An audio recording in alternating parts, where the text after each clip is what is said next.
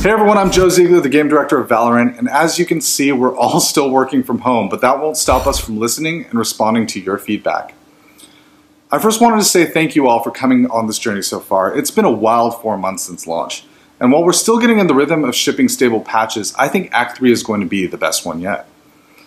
But today I'm not here to talk about all of Act 3. Just one set of changes coming across Act 3 of this year and Episode 2 of next year. Changes to one very important part of our game, competitive mode. Climbing the ranks is at the heart of the competitive experience of Valorant.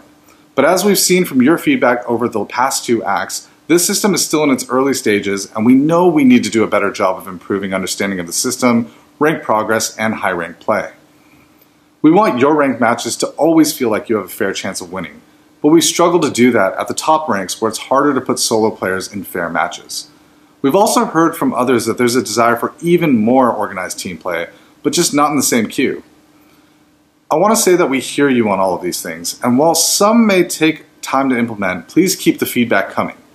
We intend to continue growing and evolving Valorant for years to come, and a part of that is building it with you. And that was my piece.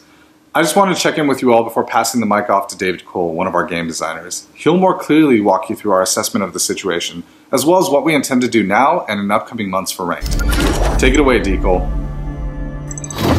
Yo, I'm David. I work on Valorant as a game designer, and I'll be steering the ship on our design for competitive going forward.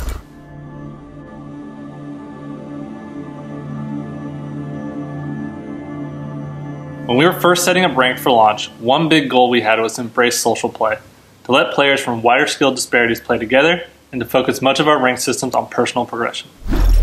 But as we'd heard from your feedback, Ranked is about competition, like chasing a higher rank relative to your peers, or knowing that your rank you've achieved is worth something because everyone's climbing under the same conditions. For us, while the former values of social play are important, they should never come at the cost of your ranked accomplishments.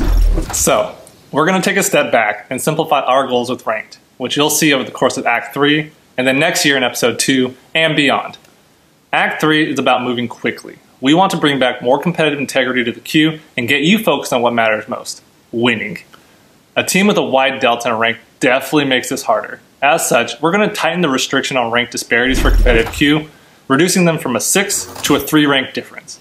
For example, the lowest rank a Diamond 3 can queue with is a Platinum 3, and the highest they can queue with is an Immortal 3.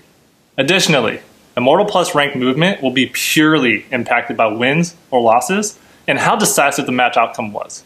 We're going to start here, learn how this impacts gameplay, and hopefully apply it to all their tiers by Episode 2. Along with reducing skill disparity in competitive, we are also adding the ability to select your preferred server. We can't fully guarantee you'll always get the server you want due to matchmaking reasons, but this feature will notably increase the chance to get your preferred game server. Next on our priority list is improving the experience of high-ranked players in the ranked climb. Hopefully some of the changes in Act 3 will address common pain points, but there are extra features already in the works for Episode 2. A few of these include creating a public, region-based leaderboard and a potential restriction on queue size at Immortal Plus to Solo Duo. These ranks are where the matchmaking pool is very small and therefore harder to reliably make fair matches. We're working on these changes as fast as possible, and we'll have an update when we can share. Currently, we're on track to deliver these changes early next year with the launch of Episode 2. We also know that these changes come with trade-offs. We know there are many of you who like to queue for competitive experience with friends of a wide skill range. We see this demand for this kind of team-based competition, and it's on our roadmap. We just believe this shouldn't be the focus of the competitive queue, and we'll hopefully have more news next year. Like all changes, we'll keep our ears to the ground to see what's working and what's not. Thanks, and keep us in check with your feedback.